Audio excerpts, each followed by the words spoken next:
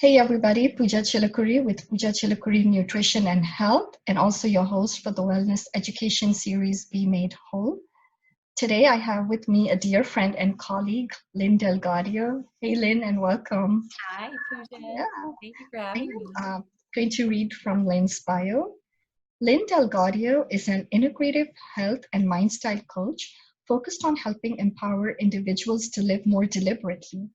After a traumatic brain and spinal cord injury, Lynn intuitively learned a systematic approach that she later learned was based in neuroscience to not only healing, but also living a more joyful, purposeful life.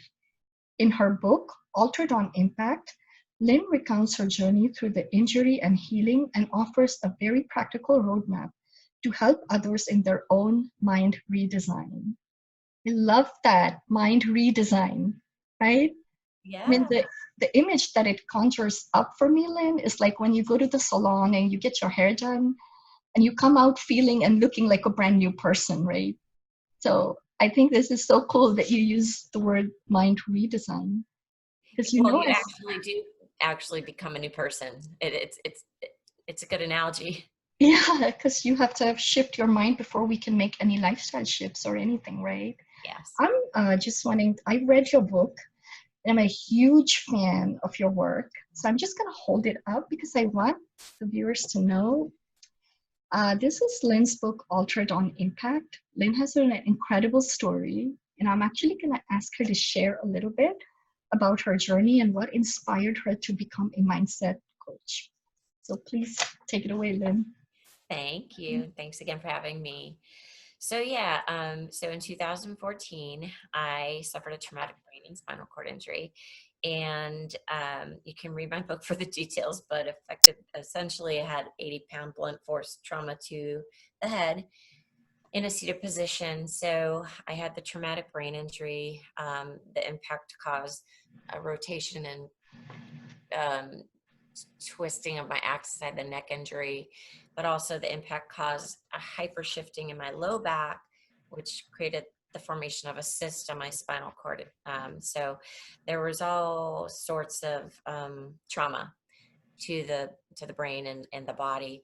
The brain injury actually kept me from recognizing the severity of the overall injury because I was just mush and my brain wasn't registering much. But in those early stages of healing, it was, and I was new to the area. I didn't know, I didn't have a supportive network of friends or family or anything. It was just me and my dog. And um, so I learned how to ask for help real fast.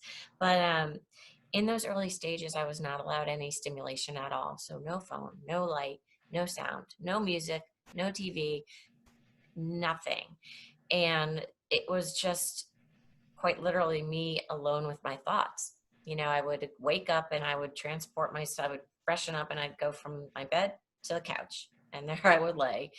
And, and, so just me and my thinking, and people would call to check in on me from time to time, but they would go right to anger and they would scream and yell, and they knew what an athlete I was, and they would scream and yell, aren't you mad? You should be so mad. This is horrible. I can't believe this happened to you. You'll never ride a bike. You'll never run again. Like, aren't you, what are you gonna do? And I literally, if I listened to that, or if I thought about my medical bills, which were like 20 grand within weeks, 3 or 4 weeks, if I let my mind go to these places or allow those negative thoughts or people in, I literally, I literally felt my brain swell in my head. I got eye pain. I had to feel nausea and dizziness. And I was literally re-traumatizing my brain and body. So I learned real fast that, you know what, when I think negative things, I feel really bad. And if I think of this, whenever those negative things or thoughts or people came in, I would say, nope, no, I'm not, I'm switching this, right? Or after a while, when those angry people would call, I would say, please don't call me anymore. This feels bad. This is counter to my healing. So I just started to, develop intuitively these little games almost, these tricks that these tools that I would, exercises I would do. A negative thought comes in, I think of a puppy instead. And then I thought, well, I don't have to wait for negative thought. I just want to think about the ocean right now for a while. And then I thought, it feels really good to be in appreciation, but it just feels really bad to be in anger. So I'm going to stay over here. And these things just started developing. And the more I did, the better I felt. And the better I felt, the more I wanted to do more. And it was kind of like I was getting addicted to that whole process. And, then my friends started to notice a shift in me, and my boss noticed a shift. And he was like, one day he sat me down. He's like, "What's going on with you? Are you looking for a new job?" I'm like, "No, why? I've been watching you, and we're in terms of like all this chaos happening." And he's like, "You're really happy. You're really steady. You're a lot more productive. What are you doing?" And so it was just through these exercises, and I turned the YouTube on one time about 2 years into this process, and I was listening to this gentleman who was telling his story about this horrific accident he was in when he was in his early 20s in a cycling leg of a triathlon. They said, "You'll never walk again. You'll be in a body cast for a year." And he healed himself and walked out of that hospital within 12 weeks. That was Dr. Joe Dispenza. I had never heard of him before, but he was explaining all this neuroscience as if he was speaking to me literally. He was explaining the science behind why what I was doing worked so profoundly, not only in healing my mind and body, but really helping Lynn reconnect to Lynn. Like clients say to me, "I just feel like there's something missing." And I say, "There is. It's you." It's you, So yes. I learned this process, and when I learned the neuroscience as to why this was so incredibly transformative and why it worked, and that I knew it would work with others, I knew that I had to make a change and leave banking and become a coach. I made the call to become a coach. It felt like truth washing all over me, and within like 5 days, they announced at the bank that they were merging and my job was going to end. So It's meant that to was be. validation. Yeah, you Yeah. were meant to help us, Lynn, I think. When I hear your story, I've read your book twice and I've underlined in it, like there are so many, nuggets of wisdom and practical things for us to do. And I'm excited because I know you're going to share some of that with all of us today. But the thing that struck me the most is something I think we know, but we don't know is how powerful our thoughts are. That our bodies, the chemistry of our bodies actually respond to our thoughts. Yeah. That's yes. And I know neuroscience has now found, all the evidence and everything, but for you to have discovered that instinctively, right? Because so many times our instincts get like overridden by our what the experts are saying, or what the research is saying, or what different, we are listening to all these different noises, and sometimes we're not listening to ourselves. Right. So I appreciate you for doing that, for following your instincts and being such a champion for your own healing. I Thank would you. love for you to share. Experts. Um, we are our own expert in our experience. So Yes, we just have to learn how to tune into that. absolutely. And, I also think, yes, I have some value for experts. I know they have a lot of experience in their field. But I think once we raise our awareness and once we educate ourselves and we have the knowledge and we listen to ourselves combined with that knowledge, I think it's very powerful. And that's why I'm really happy to have you here today to share some of the things that you did or that we can do to shift our thoughts. Because I know you talk about limiting beliefs in your book, and I know that it's those thoughts that keep us from really thriving. We want to get well, we want to make the changes, but it's like something inside us stops us and sabotages that whole effort. So if you could Absolutely. just talk to us a little bit. Yeah, and it's funny, we're not really aware, because a lot of these thoughts are going on in the subconscious. That it's like when you go to drive a car, you're not thinking, "Oh, put key in ignition, turn key," but it's just for the autopilot, right? And that's kind of how these thoughts are operating every day, and they can really mess us up. When you go to reach for a coffee cup in the morning, you're you're not your body, your arm is already, the neurons in your arm are already, before you realize you're reaching for it, it's already happening. And so that's kind of how these things, are kind of stay under the radar. So awareness is a huge, huge piece of this, because becoming aware of these patterns and these thoughts lead to behaviors, right? That are Mhm. in serving. So sometimes we're in a behavior and we're like, why did I just do that? Your thoughts led you to that behavior.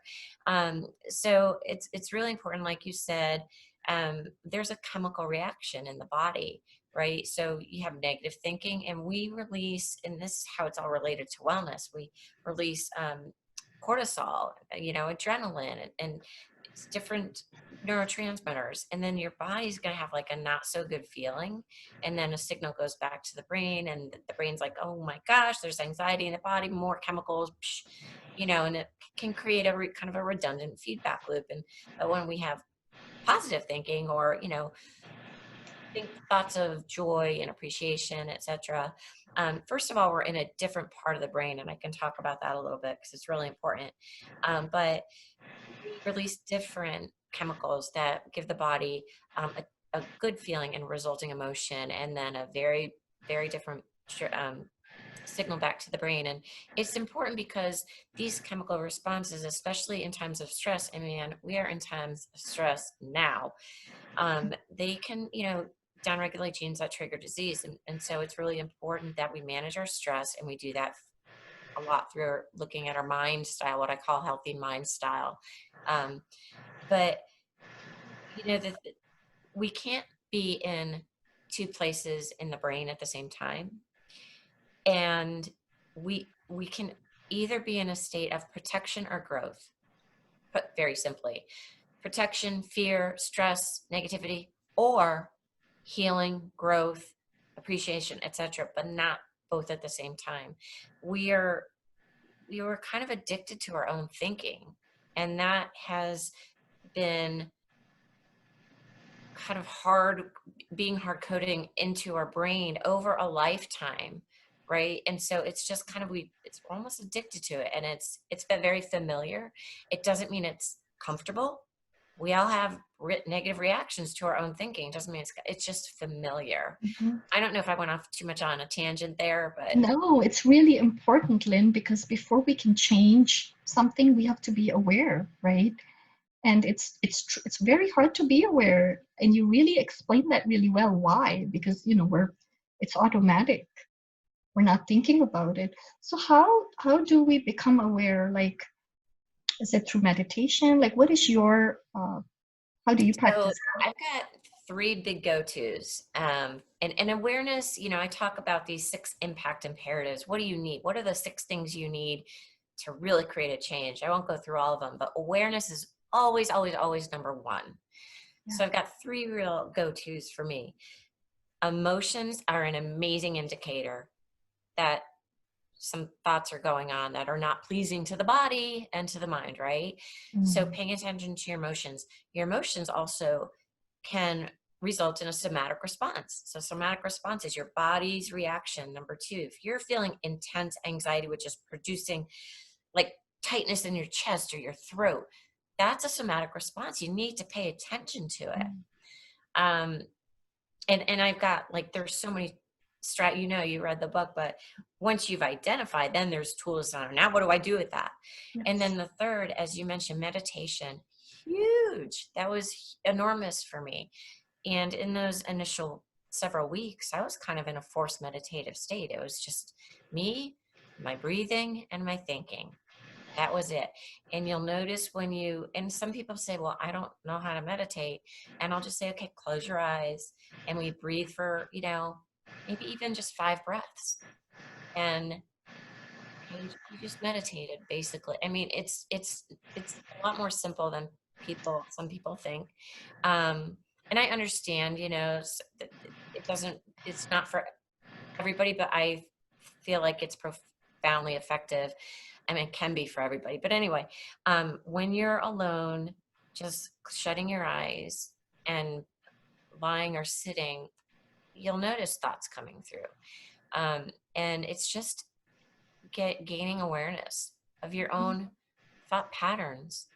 How do you know? And yeah, so I I could yeah, talk about. I no, I really appreciate that, Lynn, because you know that as a coach, uh, the stages of change we've heard about, like the contemplation, pre-contemplation, all those things, right?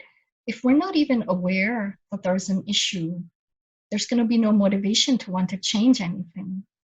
And Right. that's why I think having this conversation around awareness is so important. And just you even explaining how we get there, because I had to learn these things myself. And you're absolutely right, paying attention to how you feel, catching yourself, oh, this does not make me feel good. Why am I doing this? Or even before I'm going to grab like that next piece of chocolate cake or that donut, just taking that little pause and think, how am I actually going to feel after I eat that? Am I really Yeah. going to feel good, or is it going to make me feel, terrible? Nine Right. times out of 10, terrible, right? Mm-hmm. So awareness is definitely key. And there is so much that to learn from you that I almost feel like I have to bring you back someday and we talk about, some of the other things that you've learned to help us shift. But I just keep this to one thing so that all of us who are growing and learning, we can take this one thing this week and practice it. Do you And I have? think it's really important, especially in the times that we're in right now, little chunks at a time. Yes, so we can process, digest, and practice. Mhm. I think practice is one of the impact imperatives in your book too, right? Being It able, is because without that, we really haven't made any progress, right? You have to keep correct. practicing. So Yes. what would be your challenge for us for the week? How do you want us to be more aware? Can you give us one practical, I know you talked about it, but just give us your favorite thing to do. And we're going to try to practice it this week. Okay. I would say, what's the first thing we do in the morning when we wake up? Many of us. I'll give you a hint. Oh, I know. Yes, I'm trying not to do that. That's why I had to think. I want everyone for if this is what you do if you hit your alarm and then you start checking social media, first 2 hours of the day, don't. Or if you can't do that in an Yes, hour, and yes, recognize it's going to be a little harder than you think. yeah, But even just doing that, you'll be aware of, wow, that that, and just replace that time with something else. Turn on soft music. You know, I mean, gosh, by the time, I write about it in the book, it's like, we start doing this and we compare and despair through other people's social media posts. Oh my God, nobody liked my post. What's wrong with me? And then we turn on the news and there's natural disasters and, and then the pandemic and the stock market and the murder, and then, by the time you get to work, you sit down on your Zoom call, you're like, God, my life sucks, but it's not your life. It's the it's thinking. this. So what I'm hearing you say is try to get up from the right side of the bed, right? Like not the wrong side, but just sets the tone for the day. And you know what? I'm going to add to that. So, no social media for the first hour. Okay, two stretches. So, the first hour. And set your intention. When you get up, say, thank you, Lord or universe or whatever. Say, thank you. I'm so excited. What can I create today? Start every Awesome. day like that. Yeah. Thank you so much, Lynn. I think that's excellent advice. I think, when we're grateful of, this, the feelings just follow, right? You're going to have a better attitude the whole day. So thank you so much for sharing with us, Lynn. I Thank you. really, really hope that this has been useful to you. And I will have Lynn's information in the comments so you can find her. But I think Lynn has a website. Do you want to tell us what that is, Lynn, your website? Yeah, it's lynndelgaudio.com. And you can email me at lynn@lynndelgaudio.com. And I think there's a link to my book on the website somewhere, but it's also on Amazon and it's all And over. I'll have the link in my show notes Thank as you. well. So thank you for joining us today, Lynn. And thank you, everybody, for joining us. Until next time, be well.